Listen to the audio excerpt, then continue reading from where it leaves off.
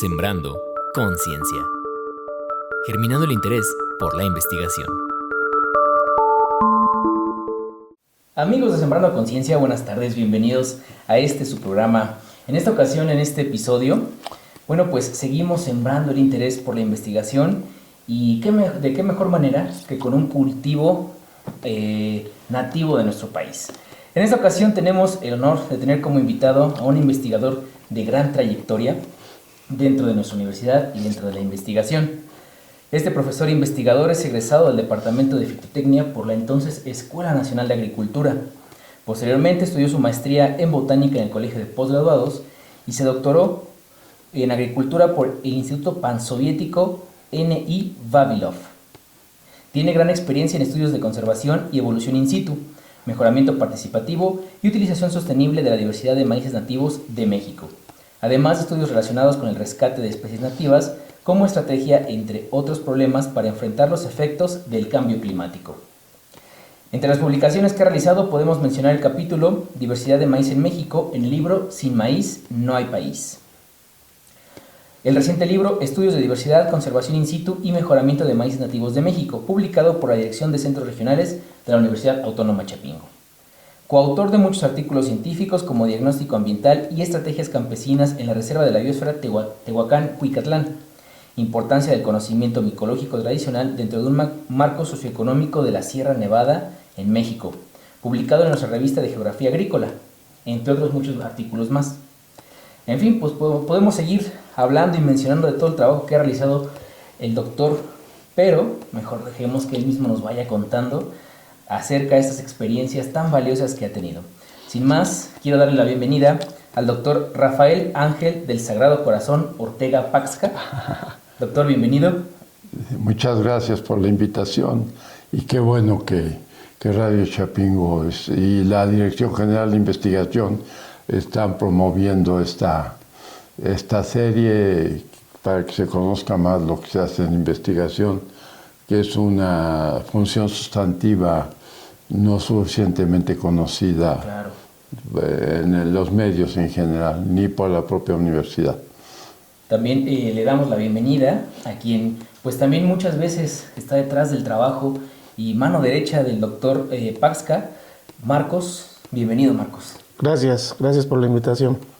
Y pues nos van a estar platicando acerca de estas variedades de maíz que, como ustedes pueden ver ya en pantalla, aquí hay 4, pero también aquí tenemos otras más que vamos a ir mostrando poco a poco. Mira, por ejemplo, aquí está esta.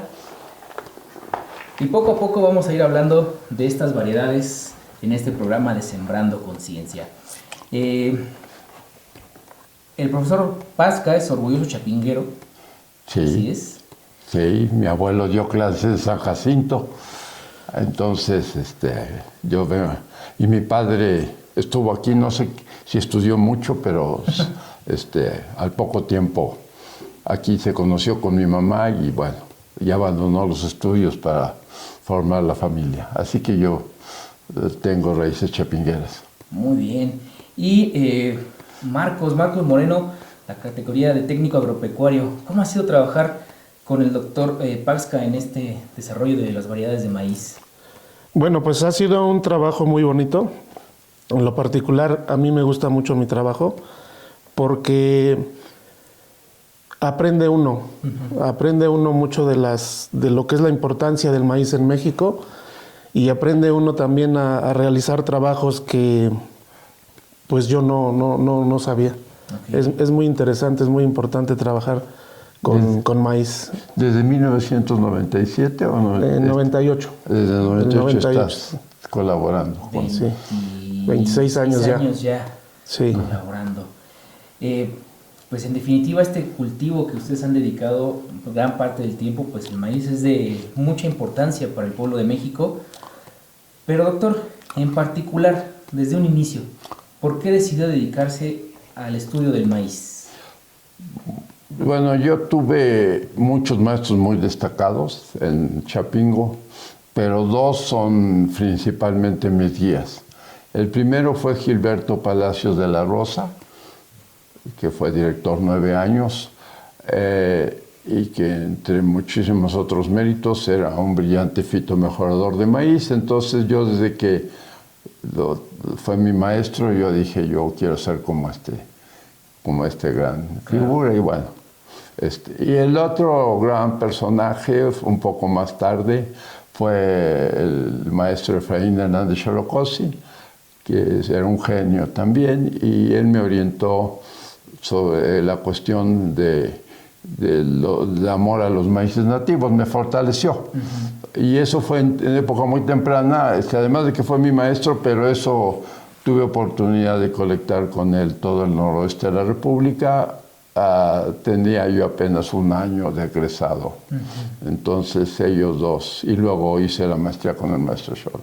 Entonces ellos dos fueron los que Claro, muchos años me dediqué más el estudio, colecta, conservación de los maíces nativos. De mayor parte de mi tiempo, pero bueno, llegó un momento en que decidí que no bastaba con estarlos viendo, sino que había que mejorarlos, y entonces hubo una oportunidad, hubo un proyecto internacional con 5 universidades americanas y 5 instituciones mexicanas que se llamó el Proyecto Milpa. Tuvimos financiamiento por 5 años, 6 años, y eso nos permitió iniciar trabajos, primero de conservación in situ, y después de eso ya, cuando se acabó ese proyecto, decidí trabajar en mejoramiento. Incluso Marcos ingresó, gracias a ese proyecto, empezó a trabajar con nosotros. O sea, casi desde el inicio del proyecto estás trabajando con maíces nativos. Sí, más o menos. Sí. Platícanos un poco cuáles son las actividades que realizan para, por ejemplo, trabajar con estos maíces. Bueno, primero que nada, lo que hacemos en campo es pues preparar la tierra, valga la redundancia.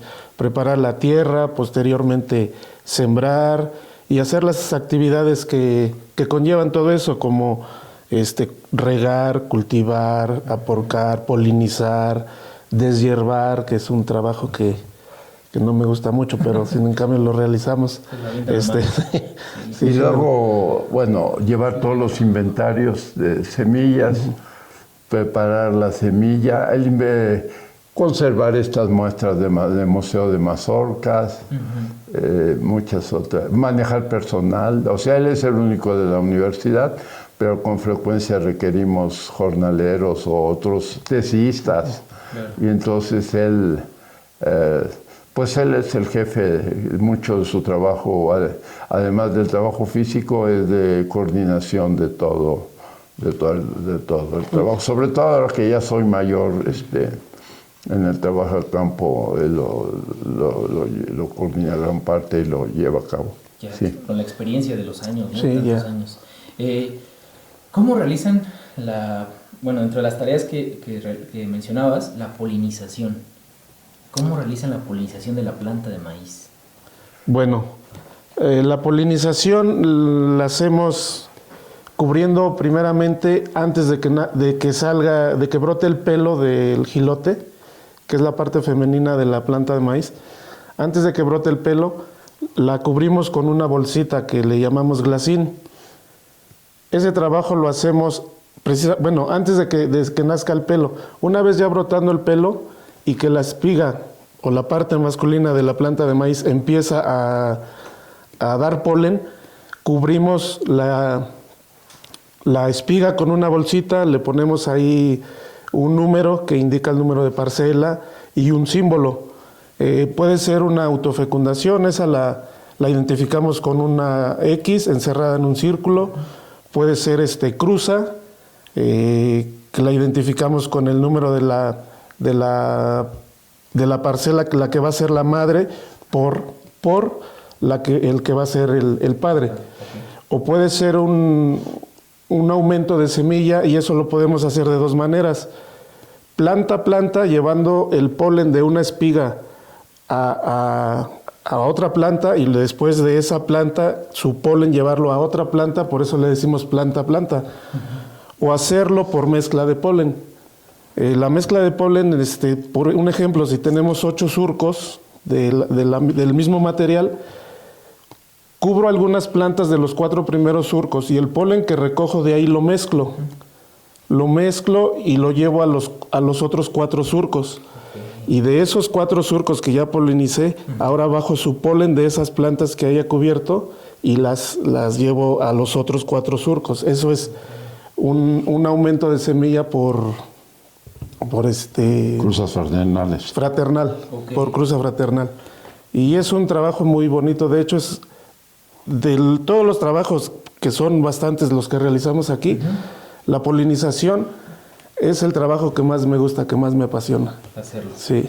Es algo pesado, porque sí es pesado estar 6, 7 horas en el rayo del sol, pero sin en cambio es uno de los trabajos que más me gusta realizar. ¿Y la selección no te gusta cuando van a seleccionar, digamos, de media hectárea, que seleccionen 200 plantas? Sí, también. Ese es un trabajo muy bonito también. ¿Cómo es la selección? A ver, platícanos cómo es la selección. La selección masal la hacemos después de que la espiga ya terminó de tirar todo el polen. Y el elote ya debe de estar en un estado masoso, lechoso, ya después de que se fecundó y todo. Entonces lo que hacemos es, con unas banditas, ya sea de tela o de hule, de color, de preferencia de color, vamos marcando las plantas que tengan buenas características. Por ejemplo, que tengan buen tallo, que estén derechitas, que no estén enfermas, que no estén acamadas. Vamos seleccionando lo mejor de las mejores características de las plantas, las vamos escogiendo. Pues esas plantas las vamos marcando con un listón y así nos vamos marcando 200, 300 plantas en un espacio de 1/4 de hectárea, por ejemplo. Esa es la selección en planta.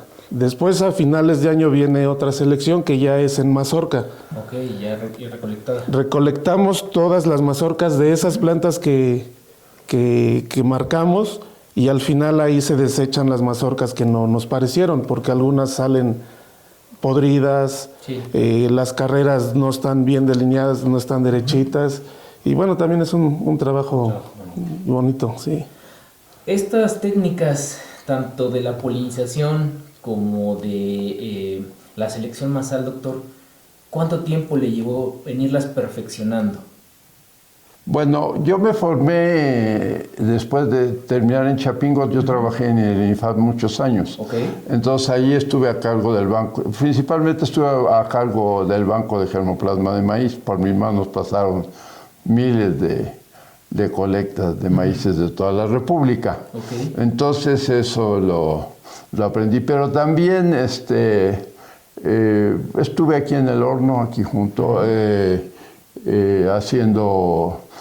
haciendo polinizaciones acá con el doctor Abel Muñoz, el doctor Carballo, aprendí con ellos. Algo también, después yo trabajé como encargado del programa de maíz en Matamoros, Coahuila, y hacíamos trabajos en Durango, en la Sierra de Chihuahua, en otros lados. Entonces ahí también tuve experiencia, y luego en el doctorado estuve con un investigador muy notable de la Unión Soviética, allá en la parte sur de Rusia. Entonces sí, ya cuando llegué a Chapingo yo ya estaba formado, digamos, ¿no? Entonces sí. Yo no soy autodidacta, o sea, yo, digo, porque mucha gente es autodidacta, muchos maestros. Y no, yo sí recibí un proceso de entrenamiento con grandes personalidades. Tengo la gloria, tengo el gusto de que he tratado a muchos investigadores. Muy bien, doctor. Coméntenos un poco de cada una de estas variedades que podemos ver aquí en pantalla y que trajo usted para mostrarnos. Coméntenos un poco de las características de cada una de ellas. Primero, bueno, el objetivo general que tenemos es formar un juego de variedades mejoradas de los principales tipos que hay, sobre todo en las partes altas de los valles altos centrales. ¿Por qué los valles altos centrales? Bueno, aquí hay muchas instituciones, el campo experimental del INIFAP, está el colegio está eso, pero casi todo lo han trabajado para la parte baja de los valles. Y la parte baja de los valles de México, de Puebla, de Toluca, están ya no son zonas agrícolas, ya son zonas urbanas. Entonces lo que queda de maíz es en la parte alta. Entonces por eso nosotros estamos dedicados principalmente a las partes altas de los valles. ¿Por qué los valles altos? Bueno, porque es una zona importante en la producción de maíz. Hay muchos tipos de maíz aquí, es uno de los centros endémicos, o sea que los tipos de maíz de aquí no existen en otra parte del mundo. Todavía hay muchos campesinos que los usan para sus usos tradicionales, no nada más. No solamente hay ciudades, sino hay una fuerte tradición. Y la otra cosa es porque estamos es la zona cercana a Chapingo. Okay. Entonces sale más barato hacer trabajos. Yo, por ejemplo, también al principio en el proyecto Milpa trabajamos en la Sierra Norte de Puebla, pero un día ocupábamos en ir, otro día a lo mejor llovía y no podíamos trabajar, al tercer día y nos llevaba cualquier cosa, nos llevaba 3 o 4 días. Claro. Entonces por eso opté por concentrarnos aquí para la enseñanza. Bueno, entonces dentro de el objetivo es tener variedades mejoradas que correspondan a los tipos de maíz principales que se siembran en los valles altos centrales. Bueno, entonces el tipo más común es el tipo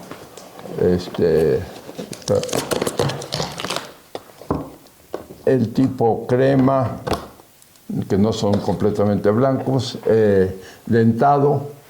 Entonces esta es la variedad estrella, que es la estrella de nuestro programa, porque es la cruza del HS2 del doctor Aquiles Carballo del Colegio de Posgraduados con un maíz criollo del municipio de Chalco que tenía muy buenas características. Y le hemos hecho mucho mejoramiento, mucha selección, y entre esas hemos hecho selección de algunos materiales bajo sequía.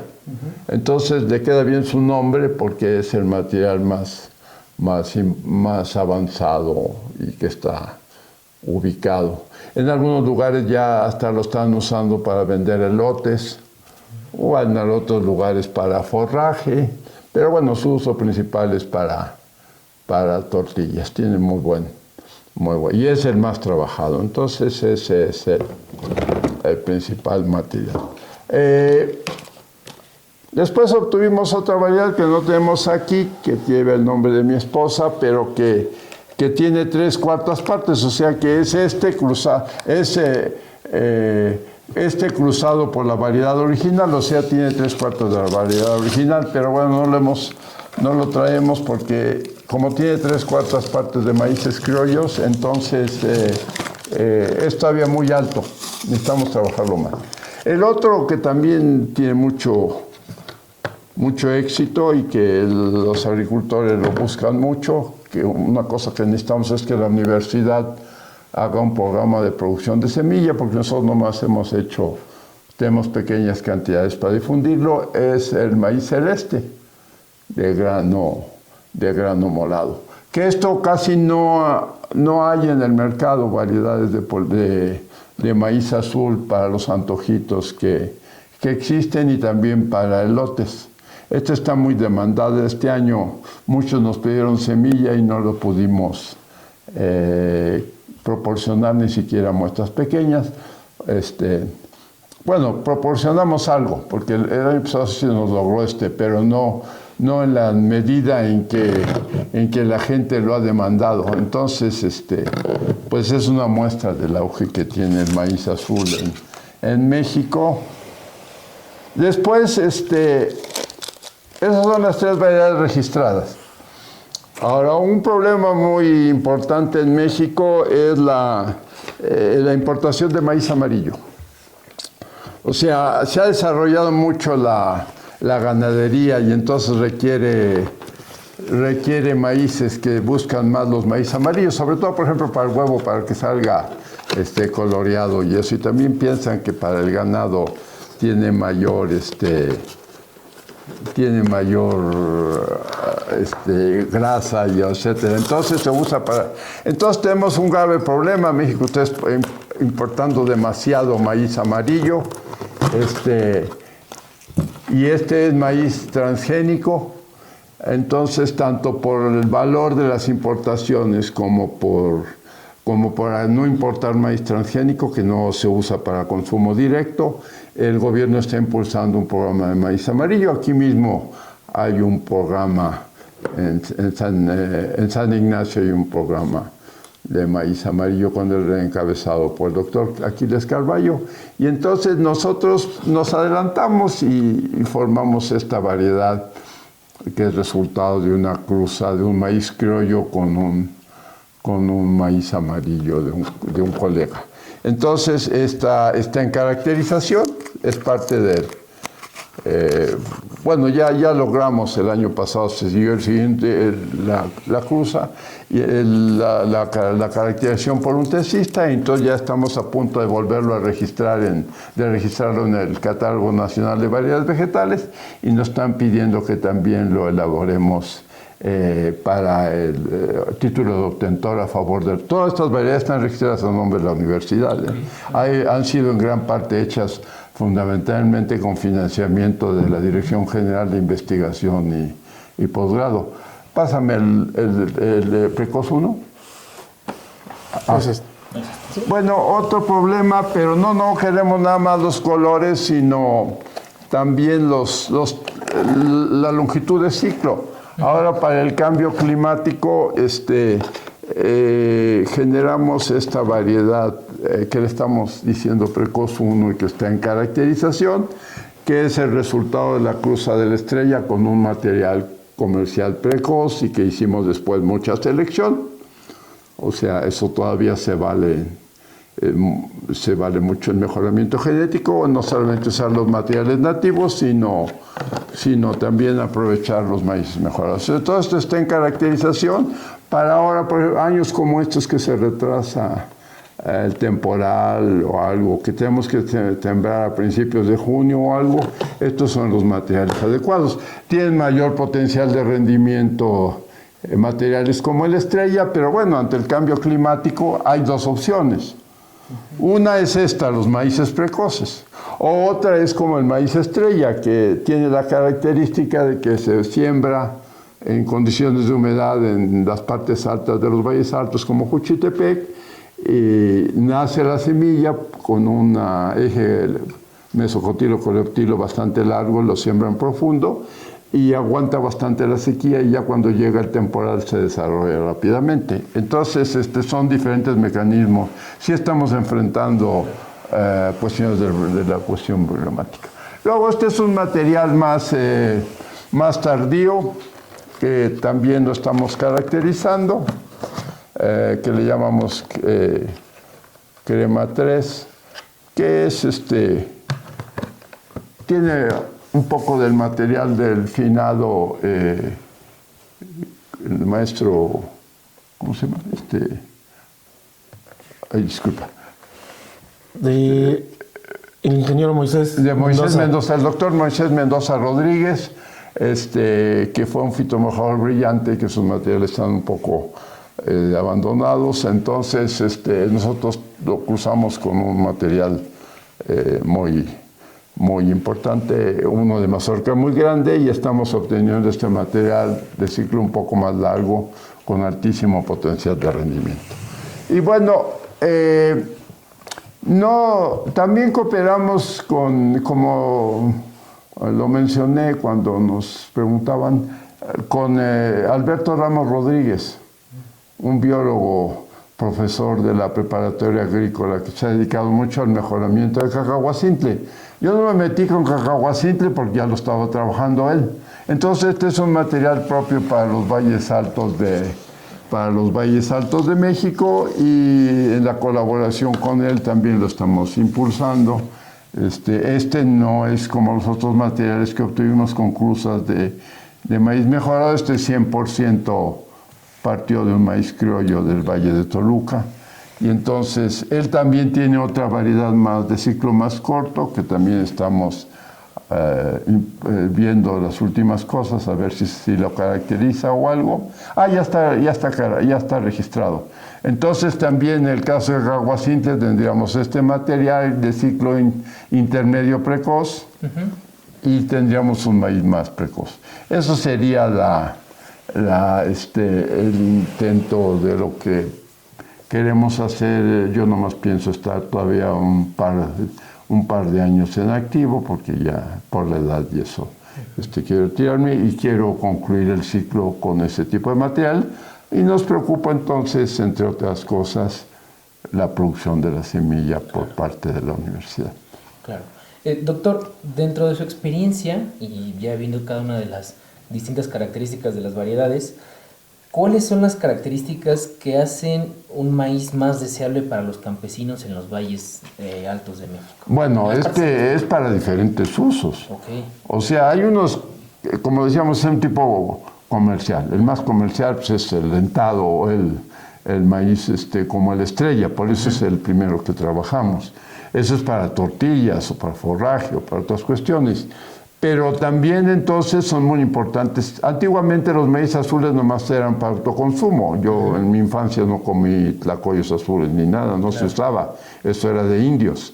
Entonces, pero después del 68 y eso que se están recuperando tradiciones, en las ciudades se consume bastante maíz azul y también para el autoconsumo de los agricultores. Entonces, una cosa importante es que los agricultores buscan nichos de mercado que tengan mayor valor. Claro. Entonces, los maíces azules tienen un precio superior generalmente a los maíces cremas. No se diga el cacahuacintle, que vale como 3 veces.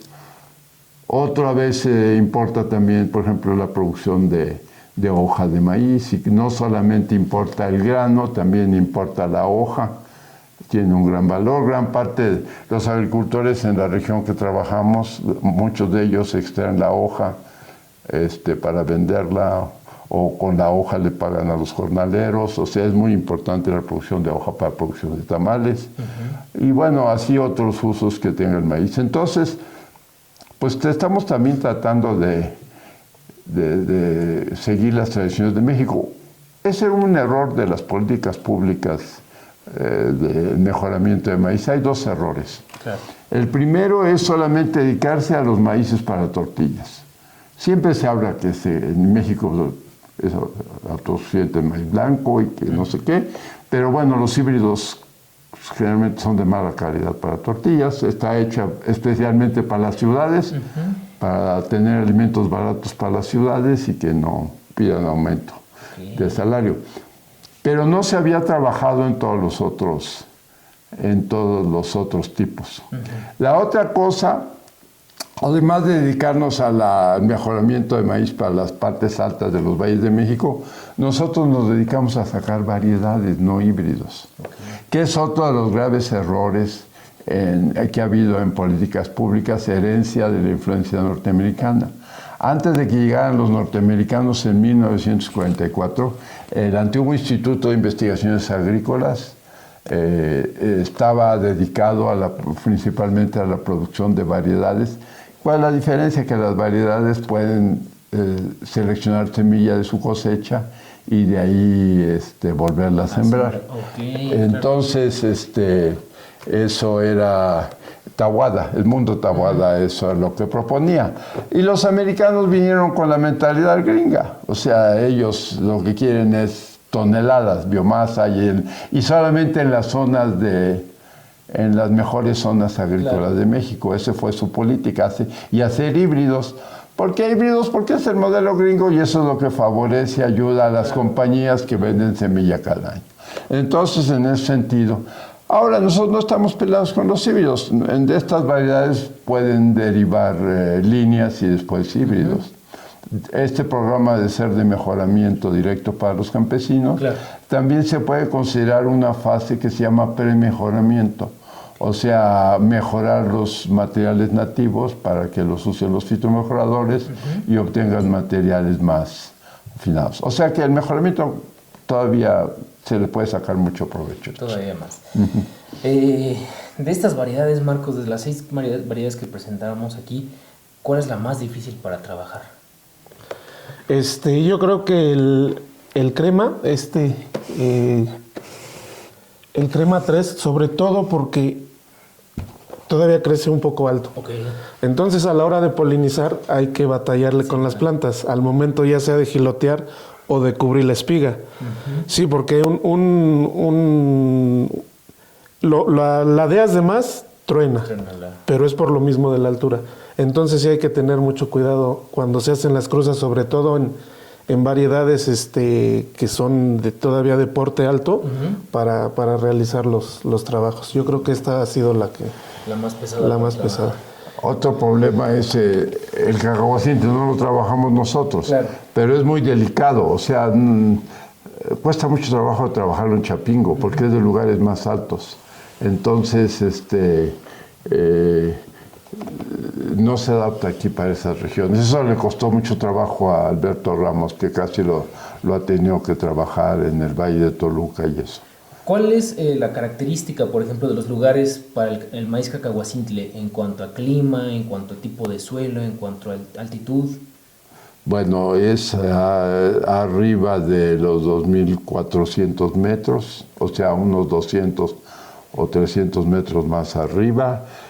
Son muy delicados para las pudriciones de humedad, de tallo y también del grano. Entonces necesita terrenos un poco, no muy planos, para que necesitan buen drenaje. Pendiente. Y entonces es especial del Valle de Toluca. Pero el problema del Valle de Toluca es que está creciendo mucho la urbanización y está perdiendo terreno este material.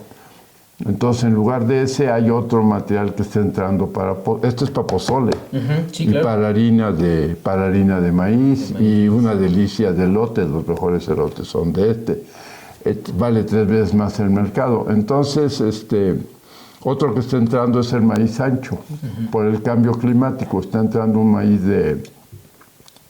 de aquí de Morelos y de Guerrero. Nosotros no lo trabajamos porque lo están trabajando en el Colegio de Pueblos, y entonces les damos la oportunidad. Pero estamos viendo las cuestiones se nota muy claramente el efecto del cambio climático y del trabajo de los agricultores que están adaptando y buscando nuevos productos para obtener. Muy bien.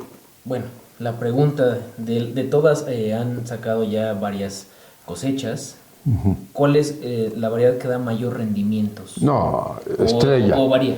Estrella, pero en dinero, quién sabe, el dinero depende. Los precios en el mercado varían. Pero, por ejemplo, toneladas por hectárea. No, el estrella. Okay. O puede ser también en mejores condiciones. Todavía rinde un poco más, pero es de ciclo más largo, entonces para lugares más productivos, entonces está viendo, sí. Pero tenemos más probado de la estrella. ¿Y el más sabroso para comer, cuál es? No, pues depende. Este es para el cacahuacinte en elotes o en otras formas, o galletitas o cosas así, o el azul en tlacoyos azules, según la forma. O sea, es una delicia. Es infinito la cocina del maíz, claro. Es infinito entre maíz y frijol y otras cosas. Nuestra cocina es infinita. Entonces, pues todo depende de la gente. Si la gente mantiene estos materiales es porque tienen cierta utilidad. Había sido abandonado el maíz amarillo. Durante un tiempo el gobierno castigó el precio del maíz amarillo porque no era adecuado para tortillas y la gente lo dejó de sembrar. Entonces, cuando buscamos, ahora por el desarrollo de la ganadería para exportación, para ganado, engordar ganado y eso, o por las aves, ha crecido mucho y entonces teníamos el problema de que nos fue difícil encontrar materiales de cuales partir. Pero ahora esto es el 40% de la producción de maíz, yo creo, 35% de la producción de lo que se consume en México, no de la producción, porque esto es importado. Claro. Y queremos eliminar. Muy bien. ¿Y tú, Marco, cuál es el más sabroso de todos? Yo digo que el cacahuacintle y el azul. En elote sobre todo. Muy bien. Sí. Sí, porque la gente de repente va a preguntar, bueno, y cuando me lo preparo, ¿cuál va a ser el más sabroso? Sí, el cacahuacintle. El cacahuacintle. Y el azul, el celeste. El celeste, muy bien. Sí. Doctor, en general, para cuando se desarrolla una variedad de cultivo, ¿se tiene que tomar en cuenta las características agrícolas de la región? Claro. O sea, nosotros partimos de cuáles son los tipos fundamentales y también de las características. Por eso decía, las partes altas. Ajá. Que en las partes altas la forma de en buena parte de las partes altas las condiciones son agrícolas, es que son terrenos de origen volcánico, Okay. que conservan la humedad de la lluvia del invierno o de principio de primavera, y entonces las siembras son en el mes de abril generalmente. Okay. Con la humedad, procura no mover mucho el terreno con la humedad residual y sembrando tarde. Entonces esas son las características que hay en las partes altas. Mientras que en las partes bajas, como para el precoz 1 y eso de tipo más temporalero, esos son para el temporal común. Entonces tiene un poco de tolerancia a la sequía. Tiene el brote es vigoroso, de siembra profunda, cosa que no tienen a veces los híbridos, que son casi todo el mejoramiento se ha hecho aquí en el Batán, en el Horno, En la parte del centro de... bueno, en Montecillos, en las partes bajas. Entonces no han probado, no se han fijado en esas características. Okay. Entonces sí es necesario dos cosas. Claro. Una, proporcionar a los agricultores maíces parecidos a los de ellos, pero con mejores características. Por ejemplo, hemos metido maíces híbridos, un poco de maíz híbrido, para que sea más resistente el tallo, porque los maíz nativos de aquí tienen la raíz débil. Más bien la raíz la tienen débil. Okay. Y ahora con los fertilizantes químicos y eso tienden a crecer mucho y a caerse. Antes no aplicaban fertilizantes y no crecían tanto. Entonces esa es una... hay que tomar esas... Y la otra es presentar alternativas. Por ejemplo, nosotros hemos hecho una parte de mejoramiento participativo. Y una vez pusimos unas parcelas demostrativas. Y a los agricultores les presentamos sus variedades, algunas de estas variedades,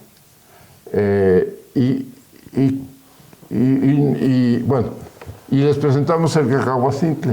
No, entonces la gente, pues, en parte se fue por el cacahuacintle de Ramos, claro, porque vale 3 veces más. Entonces, no solamente se trata de dar tipos parecidos a los suyos, sino también alternativas a la producción. O como, por ejemplo, ahora el maíz amarillo, que el gobierno quiere impulsar está impulsando, entonces nosotros seguimos bueno, ya lo habíamos previsto y empezamos a trabajar, y entonces también hay que seguir los lineamientos. Nosotros trabajamos de cerca con la gente de Producción para el Bienestar. Okay. También, otra cosa que hemos hecho es formamos un folleto de producción, de selección para estos maíces o para los maíz nativos, y damos talleres para que sigan seleccionando estos maíces o que seleccionen los suyos. Entonces estamos colaborando en forma bastante estrecha, especialmente con la gente de Producción para el Bienestar. Muy bien. Doctor, sabemos que dentro de la agricultura es importante los saberes ancestrales, los saberes que tienen los campesinos que han pasado de generación en generación y que se han ido conservando.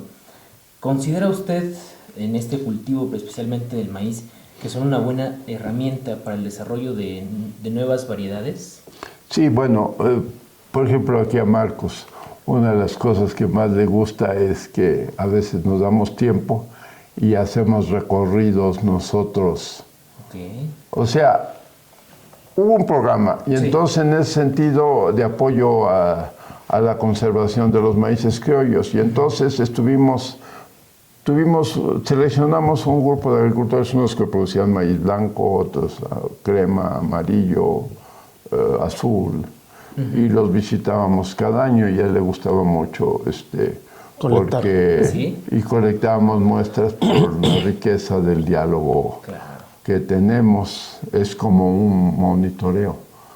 Entonces nos enterábamos, por ejemplo, de los problemas que había, si había algunos problemas como malformación de las mazorcas o virosis que está entrando en los valles altos, o cómo estaba el precio de cada tipo, o también los problemas que había habido, ¿no? Entonces sí, y como le decía, también en una ocasión nosotros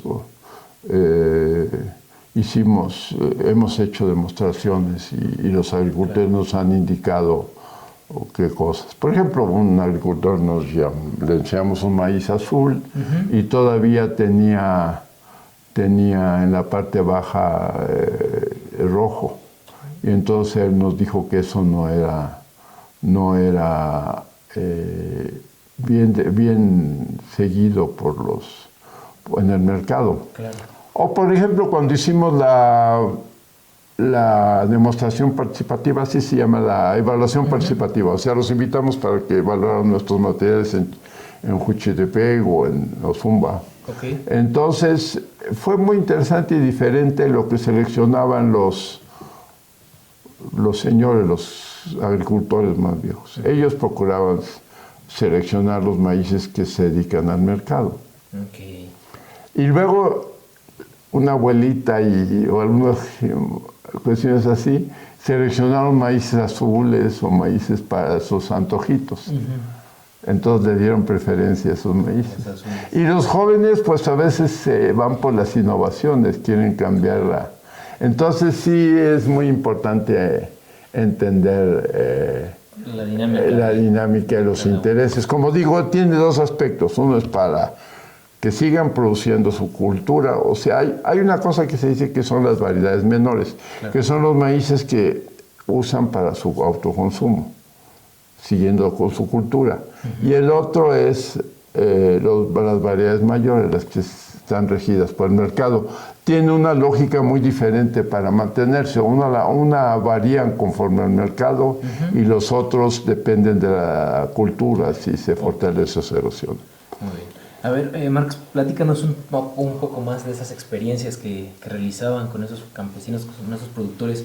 ¿Alguna que recuerdes? Es que a mí lo que me llama la atención en particular es que cuando vamos a colectar, el platicar con la gente adulta y que te da informe de sus maíces criollos, pues es algo importante, es algo interesante, porque ellos tienen sus maíces y hay señores que ya los traen de generación en generación, o sea, ya son muchos años los que lo vienen sembrando, y es importante escuchar a la gente ya grande porque enriquece el conocimiento, ¿no? Entonces, a mí esa parte sí siempre me ha agradado. Incluso le digo al doctor cuándo vamos a colectar, ¿no? Porque sí, claro, escuchas a la gente, te dicen, pues tal semilla la tengo desde hace varios años, desde que mi abuelo vivía y todo eso. Entonces viene ya por generación en generación, conservando sus maíces criollos. Y pues siempre es importante platicar pues con los campesinos, porque ellos te dicen los pros y los contras, ¿no? de la agricultura, claro, ¿no? Entonces, pues sí, es importante el colectar. La otra cosa es la historia, saber la historia de la región. Claro. Por ejemplo, o sea, no siempre ha sido zona campesina. Los valles altos fueron zonas de haciendas. Sí. Entonces, quien decidía qué se sembraba o aquí, esta era una gran hacienda, llegó a tener 6,000 hectáreas. No sé. Entonces, era centralizado.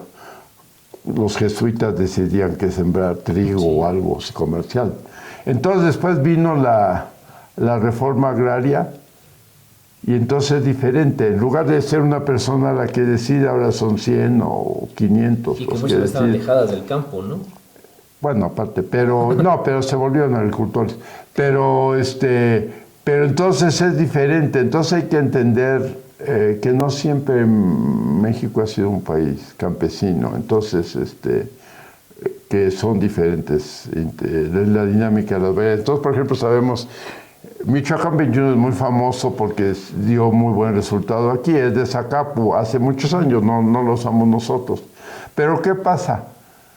Que el fulano que secó el lago de Zacapu, fue el mismo que sacó el lago de Chalco. Entonces allá los materiales de allá de Zacapu les llaman Chalco. O sea, no es nada extraño que un maíz que haya venido de Zacapu se haya adaptado aquí y que haya sido uno de los mejores materiales usados en mejoramiento genético. Porque resulta que ese que está allá, que se estaba allá, vino de acá. Entonces es interesante. A mí me gusta mucho la historia, entonces me ayuda mucho. De los lugares que han colectado la semilla, ¿cuál ha sido el más difícil para colectar? Para colectar material. Amarillo, porque casi no... ¿En dónde dónde colectaron el maíz amarillo? Con un agricultor en, ¿cómo se llama? En Miraflores. Pero el que más usamos fue de aquí, de aquí de Boyeros, que muy probablemente viene del Banco de Germoplasma, pero fue un compañero de Boyeros el que nos los dio, también muy bueno de aquí. Entonces, pero como les digo, se habían perdido. Entonces nos hicimos, en el proyecto Milpa hicimos una colecta general. Y curiosamente, entre ellos salió el maíz azul, el padre del maíz azul. Okay. Pero curiosamente no salió del maíz estrella. El maíz estrella lo encontramos después, haciendo un trabajo más cuidadoso, con unas mazorcas muy grandes. Entonces, a veces, esos trabajos así que se hacen muy generales, se necesita un poco más de conocimiento de la región para escoger los mejores materiales. Además de la investigación, doctor, también se dedica a la docencia, a la enseñanza. ¿Podría compartirnos un poco de la experiencia de combinar la investigación y la docencia? Bueno, yo me dedico a la docencia porque es la actividad en Chapingo. Claro. Pero también porque allí conseguimos tesistas y cuestiones así. Entonces, hay dos... Una cosa es que da uno una clase en general. Eso yo digo que es como sembrar el boleo, a ver si cae en piedra o no. Está bien, sí. Yo cumplo con mi función y bueno. Pero lo que más ha resultado es dos cosas. Una es los tesistas y la otra, algunos compañeros luego terminan su carrera, están haciendo la tesis con otros profesores y necesitan vivir de algo. Entonces nosotros los contratamos como jornaleros.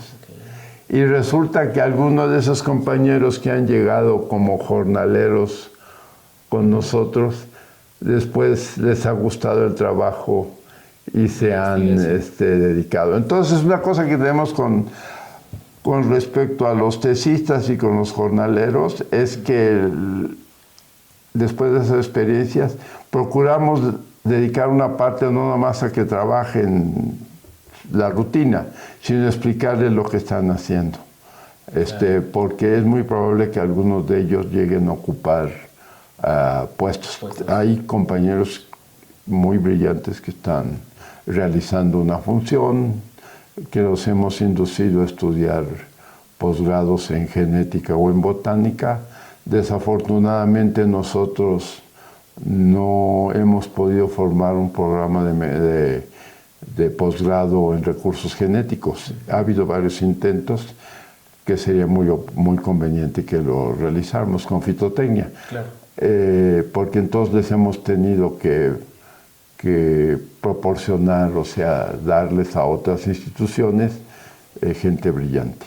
Y han tenido que seguir formándose en estas otras instituciones, que son hermanas, ¿no? Yo también claro. estudié la maestría en el colegio, entonces está bien, pero sí duele cada vez que donamos, a medias a veces yo he sido su director de tesis y el que es su profesor consejero es del colegio o algo, pero sí hay limitaciones. Entonces, esa es la parte que más me gusta. Bueno, y ¿cuántos, sobre todo agroecólogos y fitotecnistas han pasado ahí? No, pues ya son varios. Sí, ya son varios los... Hombres y mujeres. Sí. ¿Cuáles son los que mejor trabajan en la parte de colecta, por ejemplo, o en la parte de polinización? Danos aquí lanzando. Pues es que hay estudiantes muy buenos para trabajar en el campo, ¿eh? Y si no, los enseñamos. Se enseñan sí, ahí. Sí, esa es la idea, ¿no? También Claro. de que aprendan también a hacer lo que realizamos en campo. Pero yo creo que va a la par. Los chavos que nos han tocado han sido muy, muy chambeadores y cooperan mucho con los trabajos del proyecto. Otros se han capacitado en políticas públicas. Ahorita un compañero ocupa un puesto importante en la Semarnat. Entonces, no nada más, o sea, no es nada más el trabajo práctico, campo, sí, claro. sino también algunos conocen la cuestión política o la cuestión teórica. Y de los estudiantes, de los tesistas que han pasado por este proyecto, ¿hay alguno que les haya dicho, pues bueno, que les haya compartido algún conocimiento que ustedes desconocían y que al final de cuentas les ayudó a mejorar? ¿Que recuerdes? ¿O alguna técnica? No. Así de momento no recuerdo. La mayoría llegan ahí y ahí les enseñamos a lo que nosotros hacemos en el proyecto. No recuerdo que algún compañero de los que han trabajado ahí, que sean egresados o que sean estudiantes todavía, nos haya así como que marcado. Bueno, algunos no solamente han trabajado en el proyecto, sino algunos tienen interés. Bueno, una cosa que promovemos es que hagan monografías de la milpa en sus comunidades. Okay. Entonces hay 2 casos de estudiantes oaxaqueños que hicieron unas muy buenas monografías de la agricultura de su región y bueno, sí, creo que sí aportaron conocimientos en ese sentido. Es eso, o sea que también cuando se puede, en mi clase en agroecología yo procuro que ellos estudien la diversidad de sus propias comunidades. Claro. Para que, con la idea de que sigan trabajando en su área. Entonces, no solamente hacemos trabajos del proyecto, a veces. Bueno, en la DIGIP hay 2 tipos de proyectos, los convencionales y los estratégicos. A veces, con alguna oportunidad, hemos metido algunos estudios así de monografías de los lugares. Dentro de estos alumnos que han pasado, o dentro de más bien todo el tiempo que existe este proyecto de investigación en variedades de maíz, ¿cuál ha sido una de las satisfacciones que más... ¿Unas qué? De las satisfacciones que más recuerde, que más le haya dejado? Pues que sean felices y que sean útiles. Yo creo que yo les digo a los muchachos, queremos 2 cosas. El otro día les decía en agroecología. Queremos que sean felices, que encuentren su camino y que sean útiles. Yo creo que son 2 objetivos fundamentales. Entonces, tratamos mucho, nos visitan, ¿verdad? Sí. Y yo recibo comunicaciones frecuentes de compañeros que han colaborado con nosotros y que añoran el tiempo ese. Entonces, hacemos amistad y me da gusto que lo que ellos decidan, aún algunos que no han, me da tristeza que no ejerzan, claro. Los aconsejo que procuren ejercer la profesión, que costó mucho su formación, y bueno, eso es. Pero si por alguna razón no lo hacen, pues tenemos algún compañero migrante, tenemos otro compañero que se dedica a comercio, porque a veces no han encontrado unas fuentes de trabajo satisfactorios, entonces eso duele mucho. No depende nada más de la formación, sino yo les digo que yo fui muy afortunado, porque yo tuve mucha oportunidad de tratar a grandes investigadores y además encontrar trabajo en lo que me gustaba. Claro. Y yo les digo que lo busquen, pero no siempre lo encuentran. Y la otra cuestión, compañeras que luego se dedican unos años al hogar, aunque a veces hay algunas mujeres que después de haberse dedicado al hogar brillan brillan en todos los aspectos de la vida. Entonces, esa es otra preocupación. Ahora, el cambio principal que yo veo en Chapingo, en lo que llevo, es la presencia de las damas. Entonces, estamos viendo, por ejemplo, hay temas que no están bien estudiados y que no se han dejado, como por ejemplo usos de maíz. Okay. Entonces, ojalá y se dedicaran a eso. Yo me he tenido que dedicar los últimos tiempos a reunir información sobre usos tradicionales del maíz y incluso con los chefs que están inventando nuevos platillos. Claro. Y por acá, Marcos, ¿cuál ha sido una de las satisfacciones que te ha dejado el tiempo de trabajar en este proyecto? Pues es que ha sido bastante bueno para mí, porque yo cuando entré a trabajar con el doctor, pues no tenía conocimiento de... 18 años tenía. Tenía 20 años cuando entré a trabajar con el doctor. Y yo no tenía conocimiento para nada del maíz. Claro. Entonces, hoy en día, pues me gusta mucho lo que hago.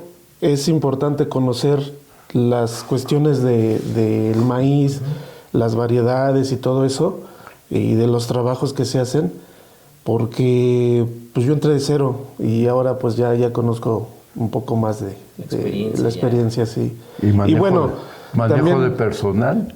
Sí, también es una de las partes que también me toca hacer, ¿no? Llegan los estudiantes o los pasantes y todo eso, y pues hay que coordinar, jornaleros también hay que coordinarlos, ¿no? Hay que enseñarles para que...